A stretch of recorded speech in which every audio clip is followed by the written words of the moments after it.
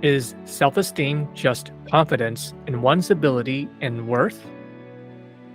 For women, what are the potential influencing factors in the areas of self-esteem that may be overlooked?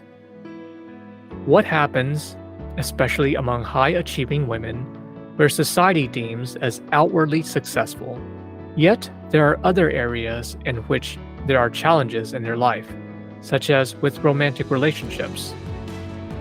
Is it even fair to evaluate one's self-esteem globally? In recognizing the sexism and objectification that many women face, how do we support women empowerment by re-examining the self-views and recreating a relationship with oneself that is loving and authentic? Welcome to People of Color in Psychology, the show that explores mental health topics specific to culture, diversity, and communities of color. I am your host, Jack Sun. Our guest today is Dr. Leyva. She is a licensed psychologist and part of a group practice at the Anxiety Treatment Center of Austin. Dr. Leyva specializes in the treatment of anxiety, OCD, specific phobias, body-focused repetitive behavior, and low self-esteem. In addition to treating anxiety, Dr. Leyva has a special interest in serving high-performing women who may notice a discrepancy between how they are successful in their careers, yet still report a pattern of entering into unhealthy relationships in which they are treated poorly, possibly indicating low self-esteem. Dr. Leyva has published in the area of self-esteem and self-concepts as part of her dissertation examining the effects of self-esteem on romantic relationships. Trained in the most rigorous CBT techniques in the Clinical Psychology Department of University of Texas at Austin, Dr. Leyva views the therapeutic process as a way in which she joins forces with her clients to find the inner strength and overcome their fears and challenges. Before joining the group practice, Dr. Leyva worked in integrated care treatments within primary care behavioral health settings at the Veterans Healthcare System and did consultative work at multiple hospital systems. As an Asian American psychologist, Dr. Leyva will be discussing empowering women in therapy by encouraging them to examine their self-views. Dr. Leyva, thank you very much for joining us today. Thank you for having me.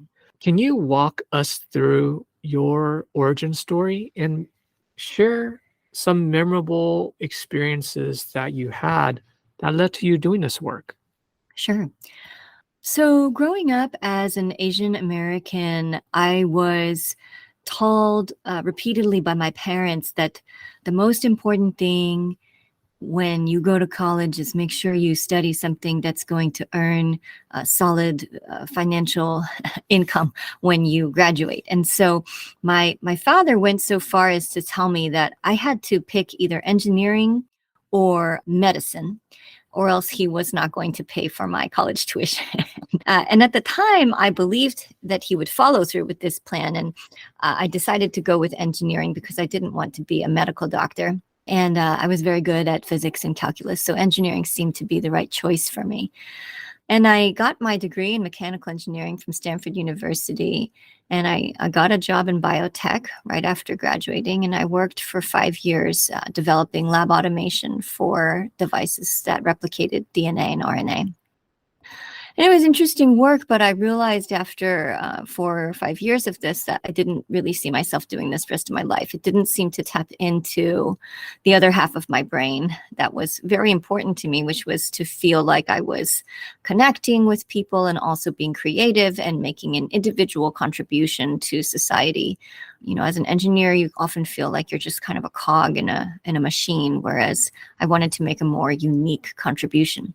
And what I found was that at work, I much preferred talking to people about what was going on in their lives and specifically their relationships. And I was really trying to help people get through difficult situations in their relationships. And one day I said, gosh, it'd sure be great if I could get paid to do this. And I had never considered the field of psychology because it was never discussed in my household. Psychology as a field was not very widely regarded as a science among my parents or their peers, or I would endeavor to say the Asian community in general. I know that Amongst my parents and their peers, you don't really talk about difficult emotion very much. That's not very common to talk about difficult emotion. And so the field of psychology doesn't seem to make sense to them. And so my parents never really valued psychology or regarded it highly. And when I told them that I was going to leave engineering to go into psychology, my mother was very upset with me. She didn't talk to me for 2 years. Oh, That's how Asians deal with emotion. They just don't talk wow. about it.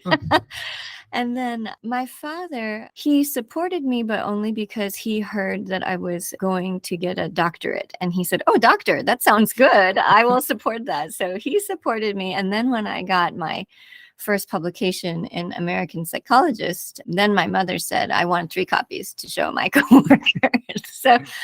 So I had to find my own way to psychology. It wasn't something that my parents knew much about, and it was never really encouraged from them or from, I would say, their culture. And for a bit, it did feel like I was going against the grain. And now that I'm successful in practicing and happy, both my parents are quite supportive. But I have to say that it wasn't a field that was made familiar to me through my parents or through their culture. It was Yeah. definitely kind of a Western profession. Yeah, it's Western. And as you're sharing that history, I would imagine that you basically had to carve out your own space and explore and discover everything on your own because there wasn't the knowledge that, oh, psychology was even a field you could practice. I didn't even take a psychology course at Stanford. I didn't even know really that it existed as a field that I could consider. So when I decided to leave engineering, what I did was I bought the Black and Yellow Psychology for Dummies book, the series. Oh, okay. I bought the Psychology for Dummies book and read it and, to see, well, let me see if this is even what I think it is, and sure enough, it did say that careers in psychology can consist of either academic research track or clinical practice track. And I said, okay, this does sound like maybe something that I want to pursue, but I had to really feel it out myself. And then I enrolled in some intro to psych, intro to social psych, intro to personality, and to biological psych that summer at Berkeley, just to kind of see if it was something that I wanted to do. And after I found that I really enjoyed the social psychology and the clinical psychology classes, then I contacted a professor out here at UT and asked him if I could do some research with him after reading his book on self-esteem and self-verification theory. I took a particular interest in his self-verification theory because this theory states that people seek feedback that confirms their self-views that they already hold. And for people who have high self-esteem, that's not a very interesting finding because people with high self-esteem will surround themselves with people who give them positive feedback. But what was compelling about Dr. Swan's work on self-verification was that it said, likewise, people who have low self-esteem will actively surround themselves with people who give them negative feedback about themselves. And I had always wondered about that in the context of romantic relationships, because I had noticed in college at Stanford that there were a lot of really high achieving women that you might think were high in self-esteem, but found themselves repeatedly getting into very unhealthy relationships in which they were treated very poorly. And it was clear to everyone who was observing these relationships that they shouldn't stay in these relationships. And yet somehow these women would not only stay in these relationships longer than they should, but then if they managed to exit, they would simply enter another one that was of a similar unhealthy pattern. And the question arose, why would these women who clearly have high self-esteem stay in these relationships in which they're treated so poorly? Now, did that question emerge after you got into the doctoral program, or were you already primed and thinking about this when you were at Stanford? So this was before I even considered psychology as a profession. Just as an engineer at Stanford, I noticed a lot of my peers were getting into these horrible relationships, yet they were fellow engineers with me. And many of them were Asian. Some were white, though. It wasn't a purely Asian phenomenon, but, it was very apparent that these were the women who were in the top 1% of, American students, that they were at Stanford. And yet they were choosing to enter these very, unhealthy and in some cases abusive relationships. So this was far before I even found Dr. Swan's work, which was what made it sort of strike me like a bolt of lightning when I found his book, which was, on self-verification theory. I said, my goodness, maybe this is answering the question I've been asking myself, just kind of pondering for years. And I'd really like to explore more how his self-verification theory applies to intimate relationships. So I wrote to Dr. Swan and I said, I'm really interested in testing some hypotheses about self-verification and romantic relationships. And he was very happy to let me give it a go. I ended up designing a series of experiments exploring this for my dissertation that I completed for my doctoral work. The study, you recruited women. Mhm. Was there a distinction of why you selected women instead of men? Yeah, so I chose women because the pattern of abuse from male to female is different than from female to male. Actually, when I surveyed both males and females on the internet as a pre-screening, I found that both psychological and physical abuse occurs equally as frequently from male to female as it does female to male, meaning that women perpetrate physical and psychological aggression as frequently as men do. However, what we do know is that men, in general, being larger than women in the human species, are capable of inflicting more damage from physical aggression. And so I chose to focus only on male to female aggression for this study. And so for the subsequent studies, for the second and third studies, I polled only females who were in male-female relationships about their attitudes toward abuse and psychological and physical aggression. But there is a wealth of research that suggests that women are equally aggressive toward men, but there's an argument that it may be in self-defense. And so it's a little bit hard to tease out with what's out there right now. In your work exploring the self-view, one thing that I remember in our conversations is you made a distinction of I think it's a competence, is a career competence self-view versus a relational self-view. Can you describe some of the areas there? Yeah. So another aspect of Dr. Swan's research that attracted me to his lab was that he is one of the only self-esteem researchers that splits self-esteem into two facets.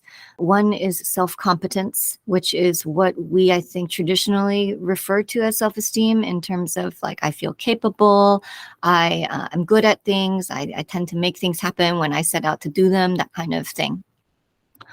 But the other facet of self-esteem that Dr. Swan works with is self-liking. And that facet is measured with items that would load on things like, I'm worthwhile, I am lovable, people like me. So self-liking and self-competence correlate at 0.6, which is significant, but it's not one, right? And so there is a good group of people out there who fall into a quadrant where they might be high in self-liking and low in self-competence, or high in self-competence and low in self-liking. And it's that particular quadrant of folks that I was interested in studying, the people who were high in self-competence, so high achievers, but low in self-liking. And I believed that if I looked at that category of people, it would explain a lot of the behavior that I saw at Stanford, where these were clearly high achievers, but obviously didn't like themselves enough to select into healthier relationships. So I called this group of folks the paradoxicals, because they were high on one facet of self-esteem, but quite low on the other. And it's hard to get a sample size large enough of these folks because since self-liking and self-competence correlate at 0.6, most of the folks fall into the major quadrant that they have high self-esteem in general or low self-esteem in general. But for my dissertation study, I pre-screened everybody on self-liking and self-competence and selected only those who were high in self-competence and low in self-liking as the experimental group. When I showed them aggressive behavior and had them interact with very dismissive male confederate partner in the experiment, and asked them if they wanted to spend time with him afterwards or give him their number, these folks who were higher in these people, it was in general, folks who were low in self-liking were more interested in spending time with this dismissive confederate after the experiment than those who were high in self-liking. In terms of the paradoxicals, we did find some effects with regard to viewing aggressive stimuli on videos and being able to identify what behaviors were abusive and which were not.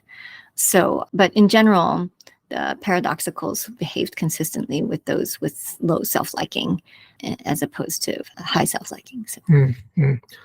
So these paradoxicals, based on your work right now, your clinical work, are you noticing of the women who are coming in working with you for low self-esteem, are you noticing they're more in the paradoxical quadrant or more of the... I have had several patients come into clinic that are very high achieving and low in self-liking. And those are definitely the most interesting to work with because they recognize that there is a discrepancy going on here. They recognize that they feel so capable in one arena in their life and yet seem just stymied in another area that is so important to them. So that is just really exciting for me when people of that dynamic come in. I have also had a couple that are both low self-liking and low self-competence.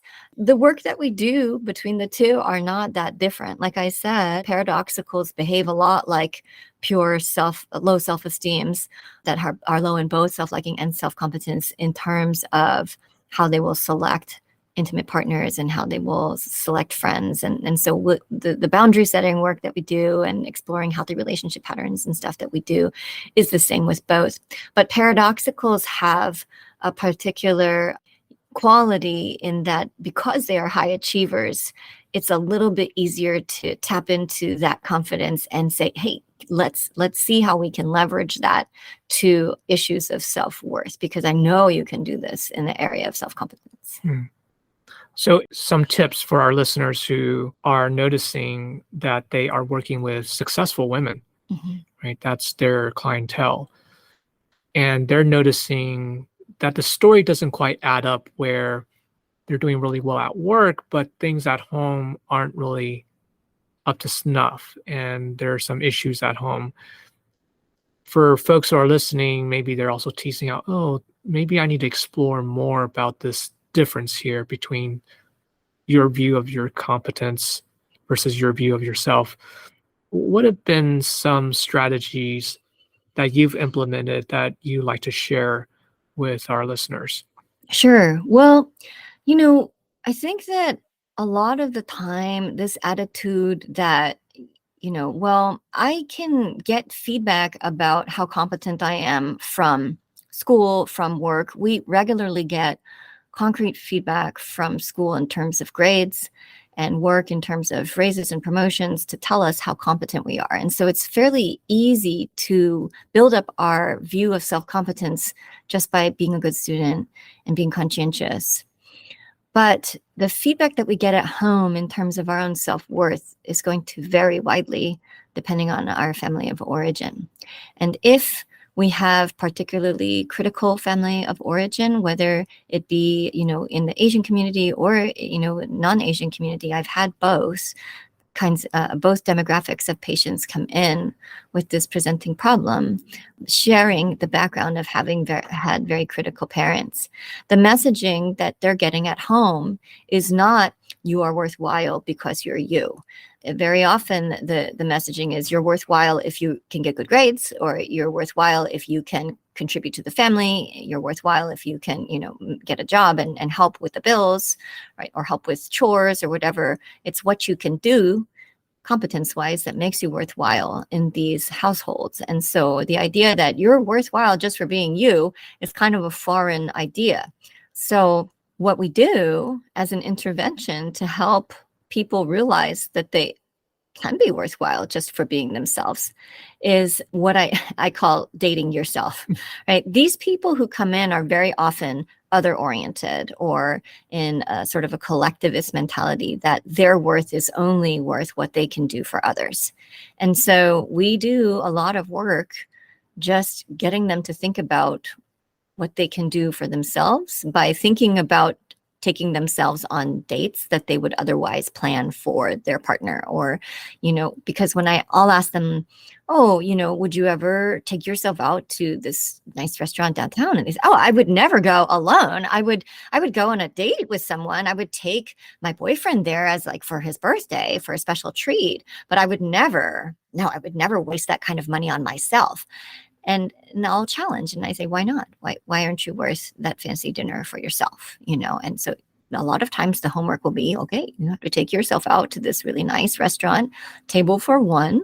I want you to, get dressed up and look nice for yourself and see how that feels for you, not for somebody to look at you, and if you're not ready to do that, how about let's just take yourself on a walk around the lake? Oh, I walk around the lake with friends, but I never walk by myself. Well, take yourself, hey, and stop at the kayak rental and rent a kayak for yourself and just spend an hour out there by yourself. These are things that people would not think twice about doing with somebody else or for somebody else. But when I say, why wouldn't you do it with yourself? Treat yourself as if you're planning this date for you. Then they get this perspective of, oh, yeah, I guess I should treat myself like I'm worth that time. And so after they start dating themselves for a couple weeks or a few months, their perspective on what their worth is really does shift, where they say, gosh, I never would have, booked this trip to Seattle just for myself, but I went and it was such an amazing trip because I didn't have to worry about what my friend wanted to do the whole time. And I didn't have to worry about where to eat because I just went where I wanted to go. And so it's a completely new perspective often for these folks who are, grow up living their lives around what they can do and be for others. Yeah. It's such an interesting point as you're talking about the cultural influence because, it makes sense from a collectivist perspective. You're doing something for the group. Your identity is very much tied to the group. Mm-hmm. Gosh, I mean, even my own unlearning process, as you were talking about, going to a nice fancy dinner, my heart is just racing. Oh gosh, I can't fathom spending money, for a fancy dinner for myself. Exactly. Yeah. Because it's viewed as possibly wasteful. How could you do that? Right. Selfish. Selfish. The view of the self, the individual versus more of the group experience. Wow. Thank you very much for sharing about your work, these tips. So in your career as a woman of color, what were some challenges that you faced and overcame that you would be willing to share?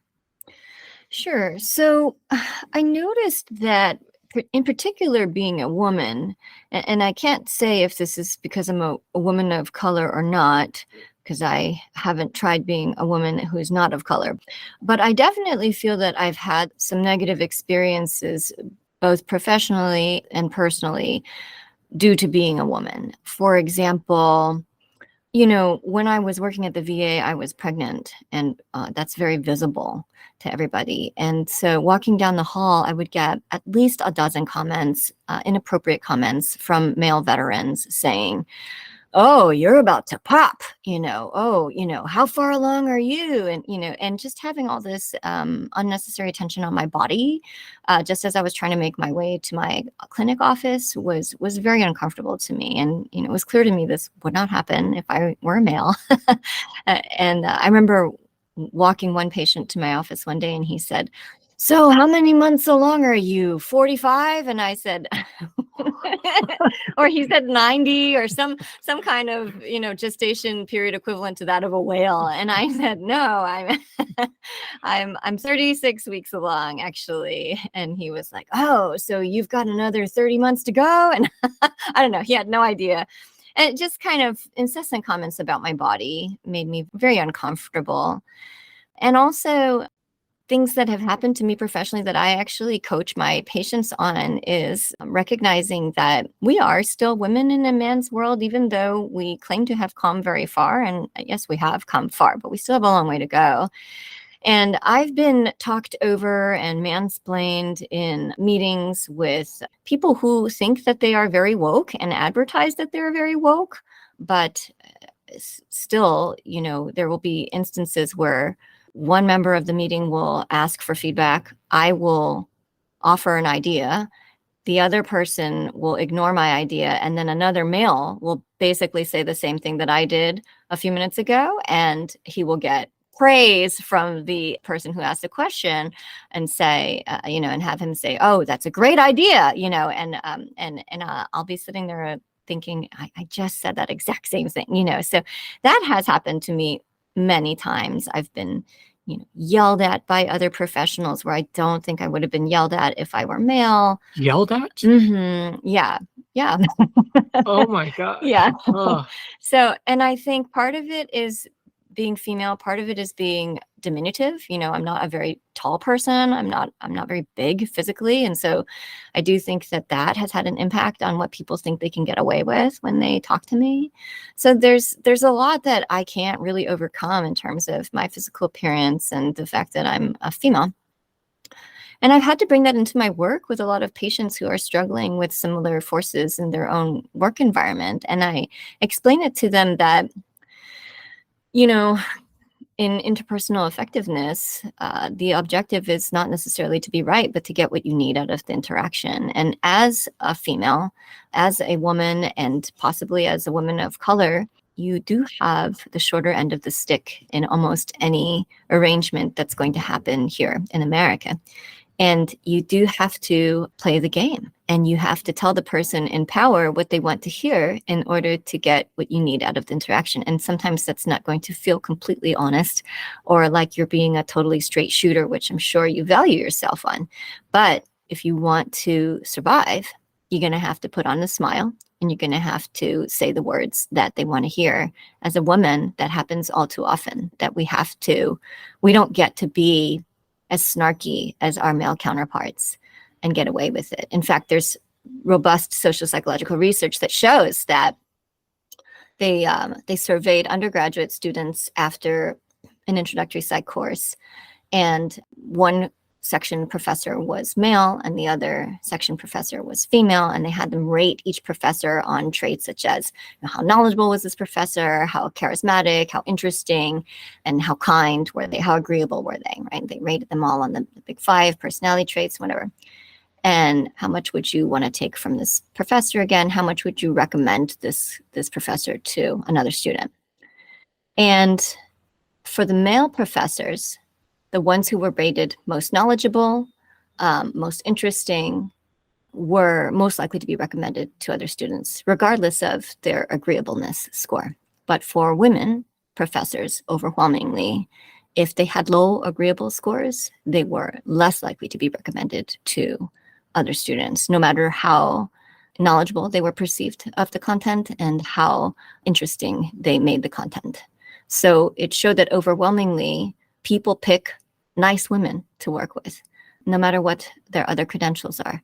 Whereas with men, they get away with a lot more, and they're chosen more according to their achievements, as opposed to if they're crotchety, oh, well, he knows what he's talking about. But the same won't be said for women.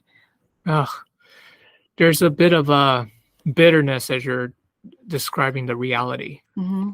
And like you're saying, how much of this challenge can be overcome, and how much are we also getting in a trap by playing the game?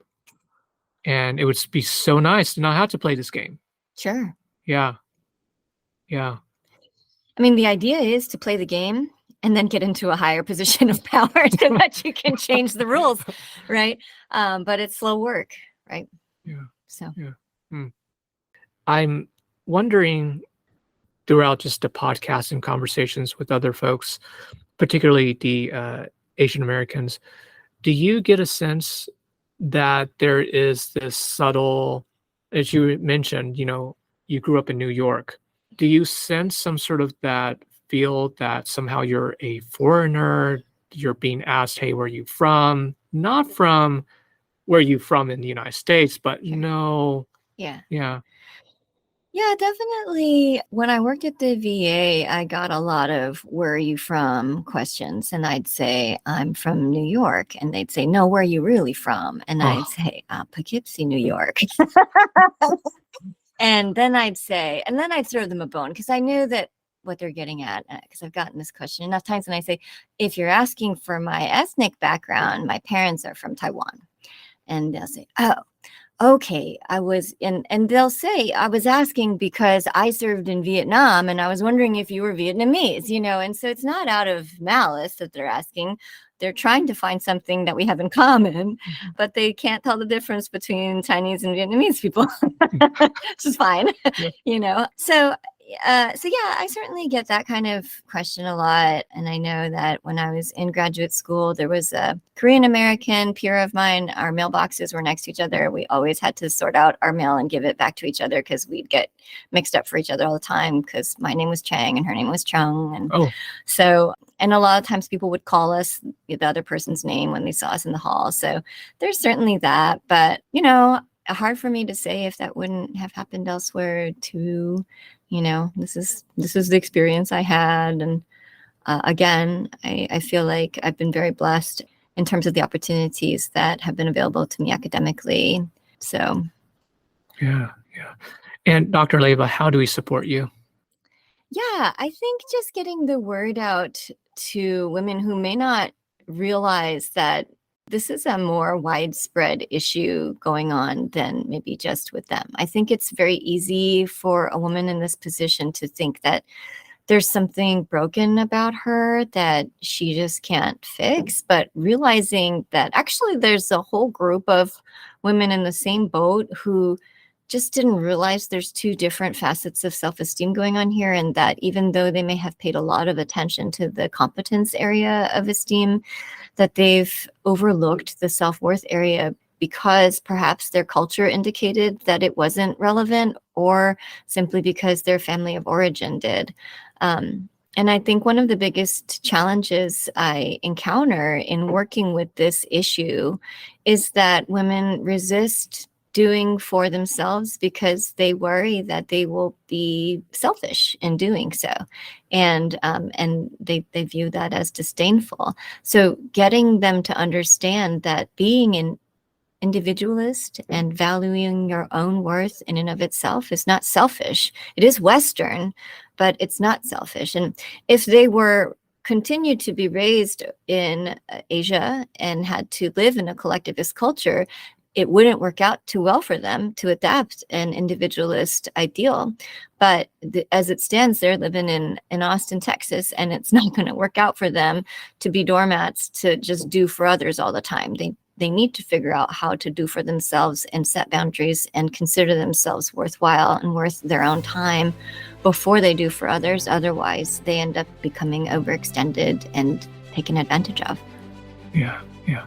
Well, thank you for sharing this with us. And I hope for our listeners who are curious about this work can reach out to you, or if they have referrals or women who are struggling in this area and want to speak with a professional, they can reach out to you.